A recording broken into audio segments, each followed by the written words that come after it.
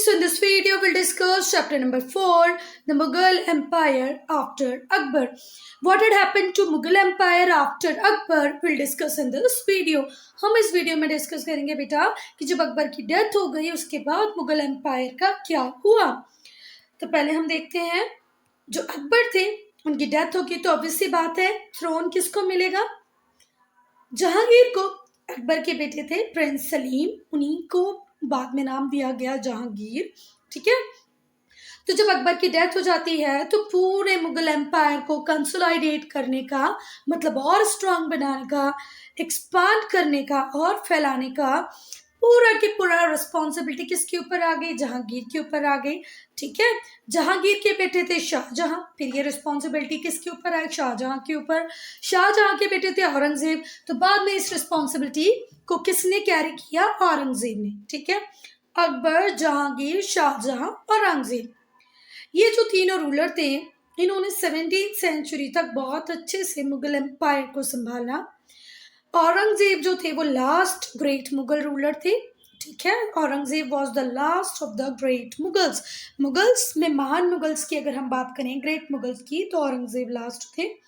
औरंगजेब की डेथ हो जाती है बेटा 1707 में, जबकि ये जो मुगल रूल है ये कब तक चलेगा, 1857 तक। कब तक चलेगा, 1857 में। पर हम क्या बोल रहे हैं कि औरंगजेब लास्ट मुगल थे, मतलब औरंगजेब के बाद जो रूलर्स आए वो इतने स्ट्रॉन्ग, इतने कैपेबल नहीं थे। तभी तो पूरा 1.5 सेंचुरी और ज्यादा रूल किया मुगल्स ने। फिर भी हम क्या बोलते हैं कि बस यही वो टाइम था जब तक मुगल रूल बहुत अच्छे से चला। आफ्टर हिम, औरंगजेब के बाद जो मुगल एम्पायर था धीरे धीरे एक ऐसे फेज में एंटर हुआ जहां डाउनफॉल था, डिक्लाइन था। I hope this paragraph is clear to you all. Akbar के बेटे का नाम था जहांगीर, जहांगीर के बेटे शाहजहां, शाहजहां के बेटे औरंगजेब। ये जो तीनों रूलर थे इन्होंने एम्पायर को प्रॉपर्ली संभाला, कंसोलिडेट किया, एक्सपांड किया 17वीं सेंचुरी तक। फिर पैराग्राफ बोल रहा है कि जो लास्ट ग्रेट मुगल रूलर थे वो थे औरंगजेब। औरंगजेब के बाद, औरंगजेब की डेथ के बाद पूरा के पूरा Mughal rule, Mughal empire decline करने लग गया। अब हम देखेंगे जहांगीर। तो जहांगीर ने थ्रोन असेंड किया 1605 में, उनकी ताजपोशी मतलब उन्हें ताज, राजगद्दी मिल गई 1605 में। और वो कब तक रूल करते रहे, 1627 तक, मतलब इन्होंने 22 ईयर रूल किया। किसने, जहांगीर ने। देखो, अकबर की जब डेथ हो गई तो उनके जो बेटे थे प्रिंस सलीम, उन्होंने थ्रोन को असेंड किया। और जो वर्ड है जहांगीर, उसका मीनिंग होता है कॉन्करर ऑफ द वर्ल्ड, पूरे विश्व को जीतने वाला। ठीक है, military campaign. Student Jahangir inherited a large empire. He consolidated it further. बेटा जो जहांगीर थे उन्हें इनहेरिटेंस में एक बहुत बड़ा एम्पायर मिला था, क्योंकि इनके जो पापा थे अकबर वो बहुत ही ग्रेट मुगल रूलर थे। उन्होंने आसपास जितने भी किंग्स थे उन सबको मारकर, हराकर, मैट्रिमोनियल अलायंस के थ्रू और दूसरे मोड को यूज करके बहुत बड़ा एम्पायर अपना बना लिया था।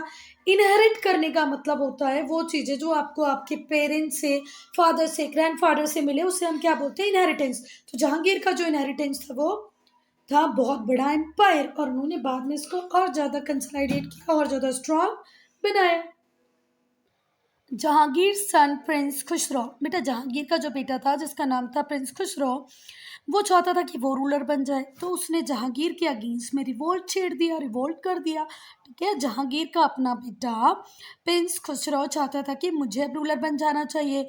अब वो रूलर तो उस टाइम बन नहीं पा रहा था, तो उसने अपने ही पापा के अगेंस्ट में रिवोल्ट छेड़ दिया, युद्ध छेड़ दिया।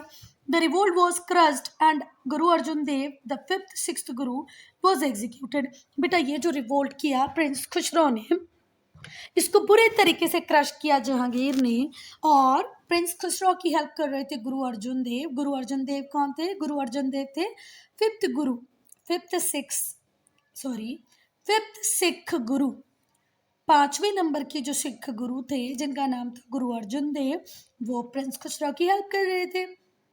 तो उनको भी एग्जीक्यूट किया क्योंकि वो प्रिंस खुसरो की हेल्प कर रहे थे गुरु अर्जुन देव, और ये रिवोल्ट खत्म कर दिया जहांगीर ने। जहांगीर ने अवध और बंगाल पे मुगल कंट्रोल को और ज़्यादा स्ट्रेंथन किया, और ज़्यादा मजबूत कर लिया। अवध और बंगाल पे जहांगीर ने मुगल कंट्रोल को और ज़्यादा स्ट्रेंथ प्रोवाइड करी, और ज़्यादा स्ट्रेंथन कर लिया, मजबूत कर लिया।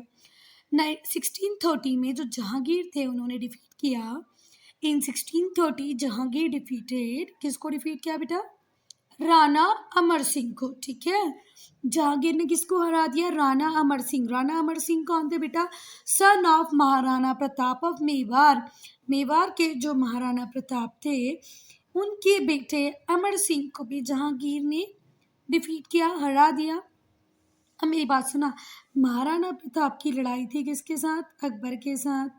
ठीक है, और अकबर के बेटे जहांगीर की लड़ाई थी किसके साथ?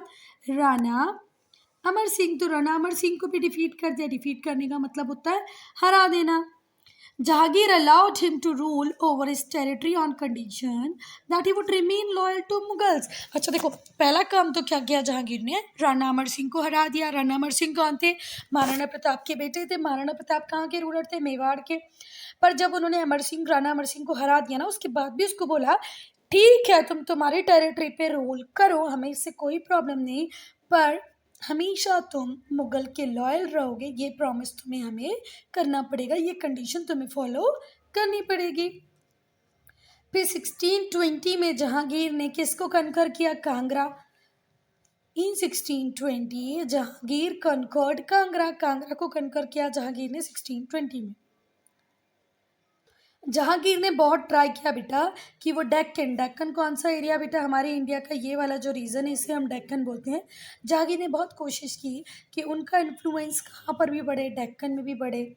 समझ में आ गया? डेक्कन कौन सा? ये जैसे ये गुजरात है, गुजरात के बाद ये इंडिया, ये वाला जो पार्ट है इसे हम क्या बोलते हैं? डेक्कन। तो डेक्कन में उन्हें अपने आप को एक्सपांड, अपने एम्पायर को एक्सपांड करने की कोशिश की।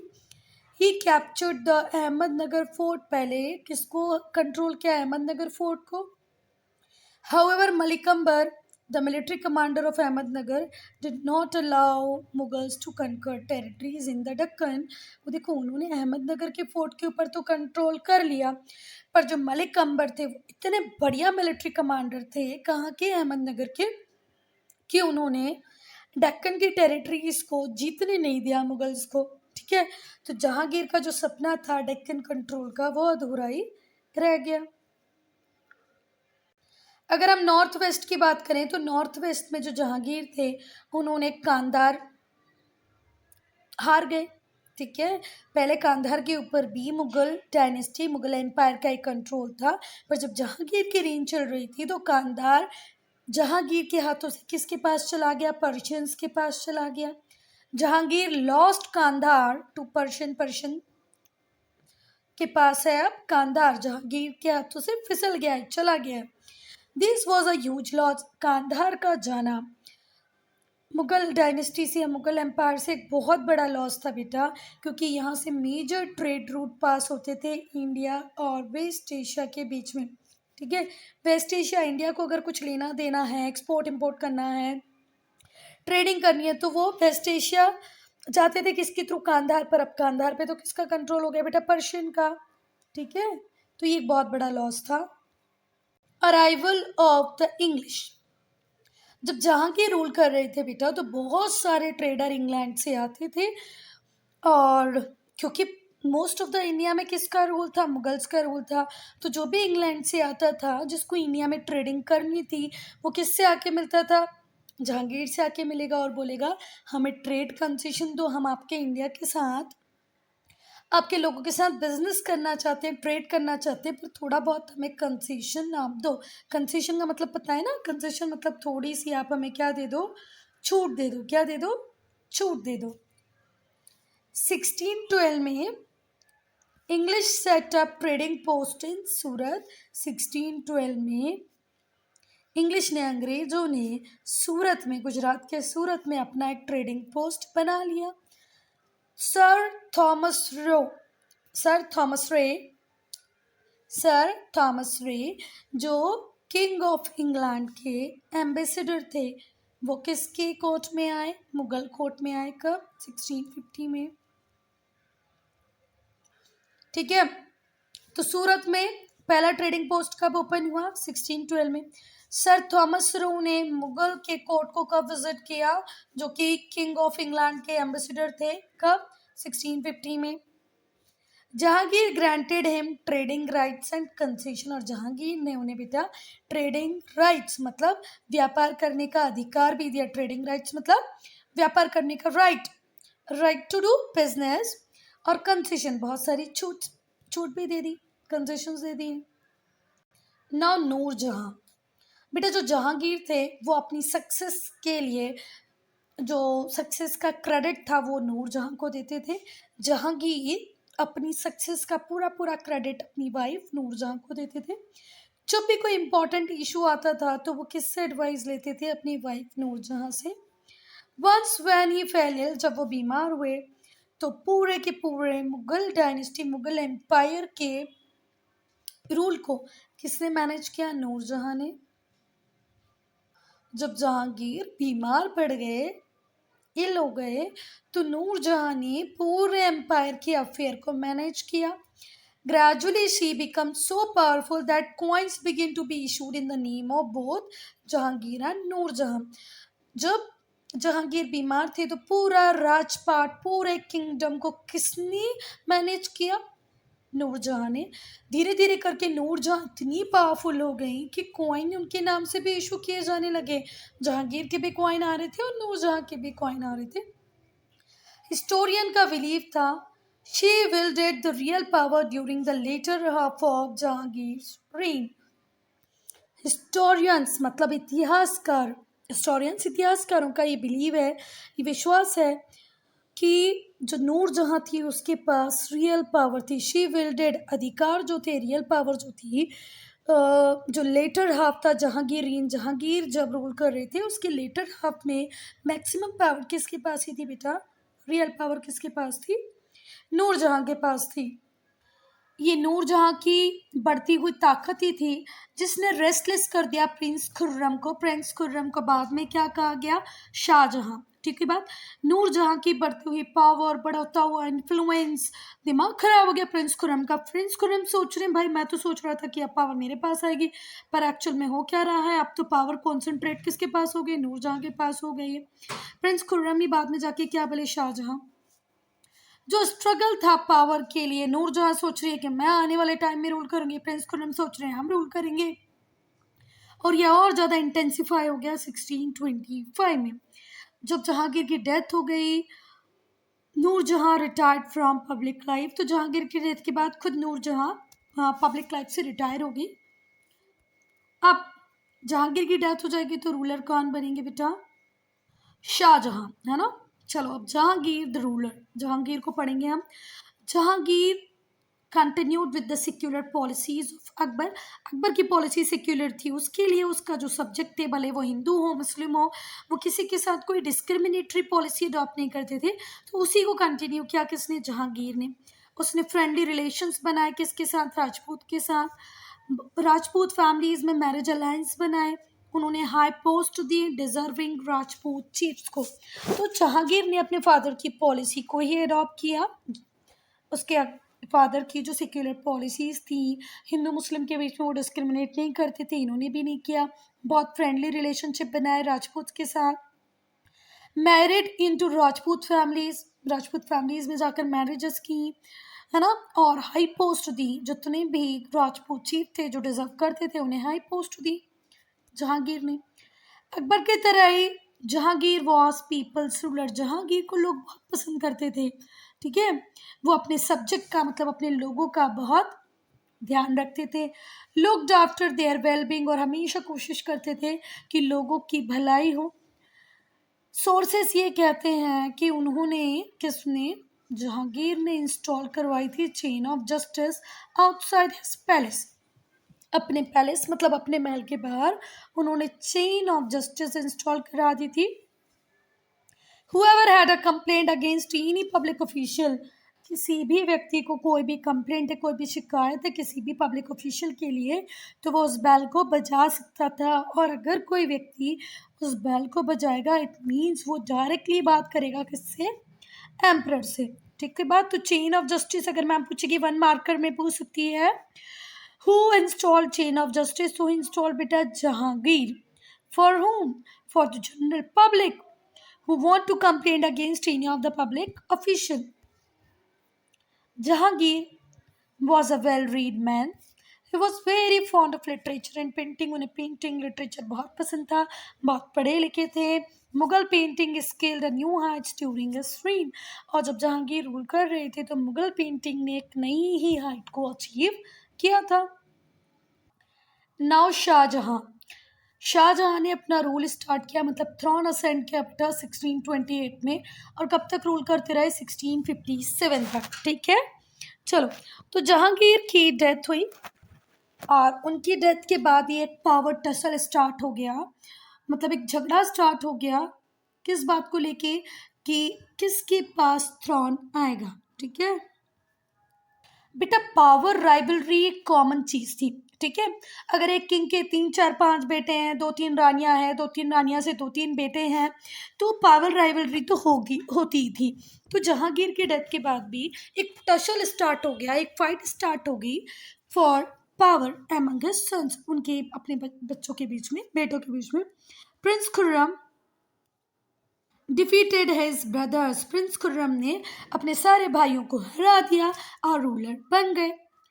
ही come to be known as Shah Jahan, ruler of the world. और इन्हें क्या कहा गया? Shah Jahan, ruler of the world. Jahangir का मतलब था कंकरर ऑफ द वर्ल्ड। ठीक है, और शाहजहां का मीनिंग है रूलर ऑफ द वर्ल्ड। पूरे वर्ल्ड के रूलर शाहजहां बन गए, जिनका नाम था initially Khurram. Now military campaigns. अब हम मिलिट्री कैंपेन्स देखेंगे शाहजहां के। तो शाहजहां का जो रीन था बेटा, उस रीन में उन्होंने देखा, जब शाहजहां रूल कर रहे थे तो बहुत सारे राजपूत रिवोल्ट कर रहे थे। रिवोल्ट का मतलब होता है विद्रोह, विद्रोह मतलब लड़ाई। ठीक है, तो मुगल अथॉरिटी के अगेंस्ट में, मुगल्स के अगेंस्ट में बहुत सारे राजपूत्स ने क्या करना स्टार्ट कर दिया? रिवोल्ट। तो शाहजहां की रीन में बहुत सारे रिवोल्ट हुए। किसके अगेंस्ट में? मुगल्स के अगेंस्ट में। करने वाले कौन थे? राजपूत ऑफ बुंदेलखंड। ठीक है, बुंदेलखंड के राजपूतों ने विद्रोह किया, किसके किसके खिलाफ? मुगल्स के खिलाफ। Shah Jahan crushed this revolt. और शाहजहां ने इस रिवोल्ट को कंप्लीटली क्रश किया, खत्म कर दिया। इसके बाद में पहला तो हमने बुंदेलखंड का देख लिया जो राजपूत ने किया, उसके बाद रिवोल्ट किया डेक्कन में। There was a revolt in Deccan. Shah Jahan ने इन्वेड किया डेक्कन को और अहमदनगर को एनेक्स कर लिया 1633 में। बीजा और गोलकोंडा ने एक्नॉलेज कर लिया मुगल की सुप्रीमेसी को। देखो, शाहजहां ने डेक्कन को इन्वेड किया, अहमदनगर अपने पास ले लिया। बीजापुर और गोलकोंडा सीधे लड़ाई करने को रेडी नहीं थे शाहजहां से, तो उन्होंने मुगल की सुप्रीमेसी को एक्सेप्ट कर लिया। एक ट्रीटी साइन कर ली शाहजहां के साथ और अग्री कर लिया कि भाई हम रूलर यहाँ के रहेंगे, पर आपकी लॉर्डशिप को एक्सेप्ट करते हैं, आपकी सुप्रीमेसी को एक्सेप्ट करते हैं, और इसीलिए हम आपको एनुअल ट्रिब्यूट देंगे। हर साल हम आपको कुछ ना कुछ ट्रिब्यूट, कुछ ना कुछ पैसे, कुछ ना कुछ इम्पोर्टेंट प्रीशियस दिया करेंगे, है ना। ये किसने एक्सेप्ट कर लिया? गोलकोंडा और बीजापुर के किंग्स ने। और फिर वो रेगुलर ट्रिब्यूट देते रहे किसको? मुगल एम्परर को। शाहजहां ने अपनी आर्मी को बेटा बल्ख और बदाश खां भी भेजा, जो कि कहाँ पर है? सेंट्रल एशिया में है। In order to add Timur's capital Samarkand to his empire. Shah Jahan का सपना था कि जो तैमूर की कैपिटल है समरकंद, उसको भी अपने एम्पायर में मिला देते हैं। इसीलिए उन्होंने अपनी आर्मी को बल्ख और बदश खां, जो सेंट्रल एशिया में, वहाँ पहुँचा दिया। This campaign however failed. पर ये कैंपेन सक्सेसफुल नहीं हुआ। तो मैम क्वेश्चन पूछ सकती हैं कि why Shah Jahan sent his army to Balkh and Badakhshan. तो क्या बोलोगे आप? He sent because he want to add Timur's capital Samarkand to his empire। वो तैमूर की कैपिटल समरकंद को अपनी एम्पायर में मिलाना चाहते थे, इसीलिए उन्होंने अपनी आर्मी को बल्ख और बदाश खां, जो सेंट्रल एशिया में थे, वहां पहुंचाया। पर यह कैंपेन फेल था। और बेटा शाहजहां कभी भी कांधार को पर्शियन से जीत भी नहीं पाए। ठीक है, Shah Jahan also fail to recover Kandahar from Persian. Persian से कभी कांधार वापस नहीं ले पाए शाहजहां। ये बात यही याद रखो। जहांगीर का टूम कहाँ पर है? जहांगीर का मकबरा कहाँ पर है बेटा? लाहौर में। Tomb of Jahangir located in Lahore. Now European traders, अब हम यूरोपियन ट्रेडर्स की बात करेंगे। तो जो यूरोपियन ट्रेडर्स थे उन्होंने कंटिन्यू की अपनी ट्रेडिंग एक्टिविटीज़। देखो, इनको कंसेशंस तो इनके फादर ने ही दे दिए थे, जहांगीर ने दे दिए थे। तो इंडिया के डिफरेंट पार्ट में यूरोपियन ट्रेडिंग कंपनीज अपना काम कर रही थी। उन्होंने एस्टेब्लिश कर लिए थे अपनी trading outpost different part of empire में। एम्पायर के डिफरेंट डिफरेंट पार्ट में ट्रेडिंग पोस्ट बना चुकी थी कौन कंपनी? इंग्लिश। शाहजहां का एक क्लोज वॉच था उनके ऊपर। जब उन्होंने देखा कि जो पोर्तुगीज हैं वो ट्रबल क्रिएट कर रहे हैं, कस्टम ड्यूटी पे नहीं कर रहे हैं, ही defeated them and made them trade on his terms. तो ये जो ट्रेडिंग आउटपोस्ट बन रहे थे तो शाहजहां प्रॉपर इनके ऊपर वॉच रखते थे। जब इन्होंने देखा कि ये जो पोर्तुगीज हैं ये प्रॉब्लम क्रिएट कर रहे हैं, टैक्स कस्टम ड्यूटी पे नहीं कर रहे, तो उन्होंने उनको हराया और फिर उनसे बोला ट्रेड करो पर हमारी टर्म पे, अपने हिसाब से नहीं चलो भैया, हमारे हिसाब से चलो, हमें कस्टम ड्यूटी पे करो, नहीं तो हमें इतनी पावर है हमारे पास कि हम तुम्हें हरा सकते हैं। और फिर हरा के दिखा भी दिया। बेटा जब शाहजहां रूल कर रहे थे तो आर्किटेक्चर ने एक ट्रमेंडस ग्रोथ ली, ठीक है। ये बिल्ड द ताजमहल इन आगरा। उन्होंने, किसने? शाहजहां ने ताजमहल बनवाया कहाँ पर? आगरा में। ताजमहल बना आगरा में। He also built a new city called Shahjahanabad. उन्होंने एक नई सिटी भी बनाई जिसका नाम था शाहजहानाबाद और बाद में उसको अपना कैपिटल बना लिया। आगरा का ताजमहल बनाया, फिर एक न्यू सिटी बनाई जिसका नाम था शाहजहानाबाद और बाद में इस शाहजहानाबाद को उन्होंने अपना कैपिटल बना लिया। He patronise literature, painting and music. Music को, पेंटिंग को, लिटरेचर को पैट्रोनाइज किया किसने? शाहजहां ने।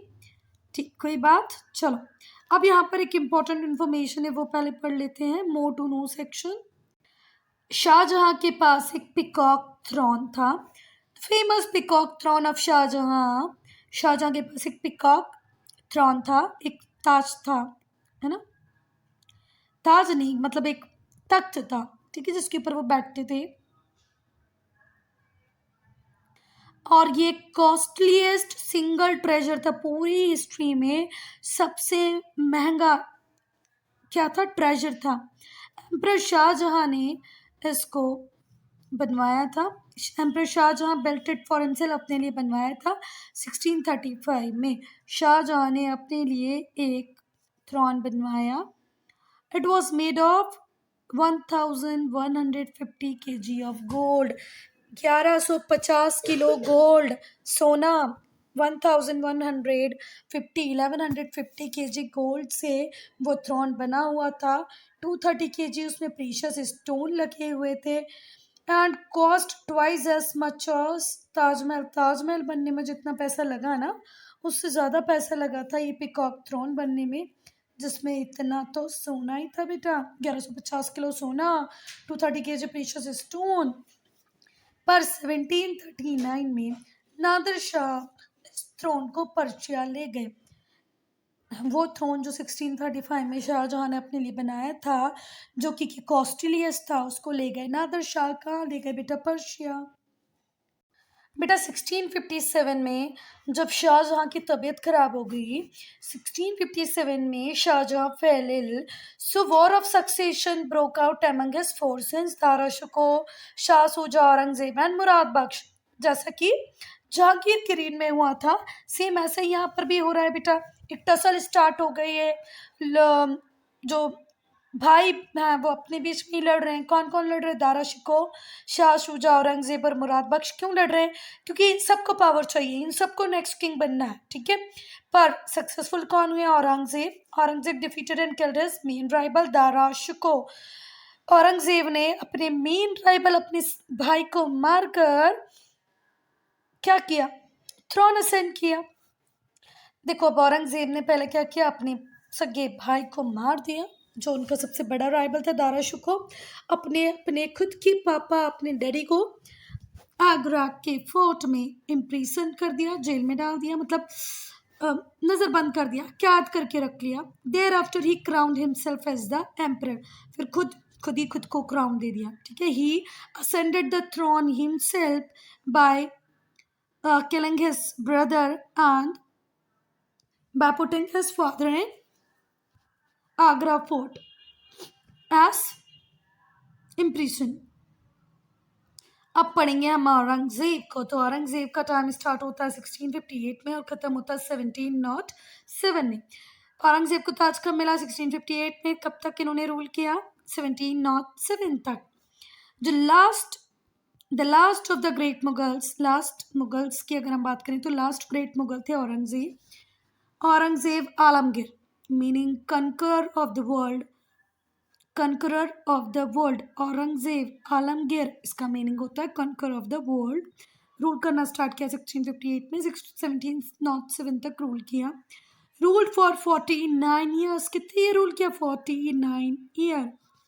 सेम एज अकबर की तरह इन्होंने भी 49 ईयर रूल किया। इनका जो एम्पायर था नियरली उसमें होल इंडिया आ जाता था, पूरे के पूरे इंडिया के ऊपर इन्होंने लगभग रूल किया। औरंगजेब की जो रीन थी उसको आप 2 पार्ट्स में डिवाइड कर सकते हो, 2 फेजेस में डिवाइड कर सकते हो। 1658 से 1680 तक when he was in north India. 1658 से 1680 तक ये नॉर्थ इंडिया में रहे। दूसरा रीन 81 से 1707 तक जब ये कहाँ रहे? डेक्कन में रहे, ठीक। कोई बात। जो पूरा के पूरा औरंगजेब का रीन है उसको 2 फेसेस में डिवाइड कर सकते हैं। 1658 से 1680 तक जब वो नॉर्थ इंडिया में थे, 1681 से 1707 जब ये डेक्कन में थे। रिवोल्ट्स, फिर पढ़ेंगे हम विद्रोह।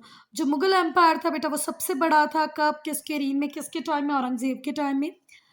लोग बहुत सारे पार्ट से, डिफरेंट पार्ट से, जो एम्पायर थे, छोटे किंगडम थे, बड़े किंगडम थे, हर जगह वहाँ से क्या हो रहा था? रिवोल्ट होना स्टार्ट हो गया था। तो जो मुगल एम्पायर था वो लार्जेस्ट था जब औरंगजेब का रीन था। People were in revolt in various parts of empire, empire के डिफरेंट पार्ट में रिवोल्ट हो रहे थे, विद्रोह कर रहे थे लोग। Much of Aurangzeb's time was spent in crushing those revolt.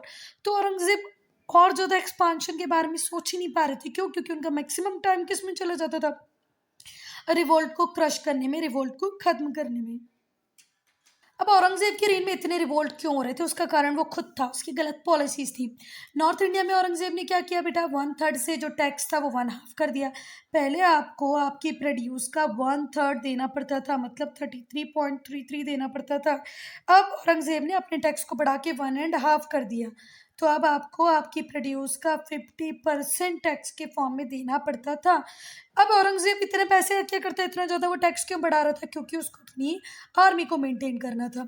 तो बेटा इस बात से नाराज हो गए जाट। कहाँ के? आगरा और मथुरा रीजन, आगरा रीजन में जो जाट रहते थे उनको बहुत गुस्सा आया इस बात पे कि भाई हम इतनी मेहनत से प्रोड्यूस करें और आधा राजा को दे दें। नहीं, ये गलत है। सतनामी और बुंदेलास ने भी रिवोल्ट कर दिया इस लैंड टैक्स के अगेंस्ट।